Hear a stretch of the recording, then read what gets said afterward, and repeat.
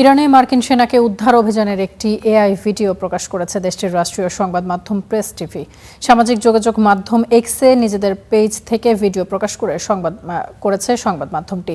তারা বলছে এই ভিডিওর মাধ্যমে ইস্পাহানে আমেরিকার বড় পরাজয় এবং উদ্ধার অভিযানকে একটি অ্যানিমেটেড ভার্সনে দেখানো হয়েছে। এই পরাজয় যুক্তরাষ্ট্রকে ইরানের শর্ত মেনে নিতে এবং যুদ্ধবিরতির জন্য অনুরোধ করতে বাধ্য করেছে বলেও দাবি প্রেস টিভির।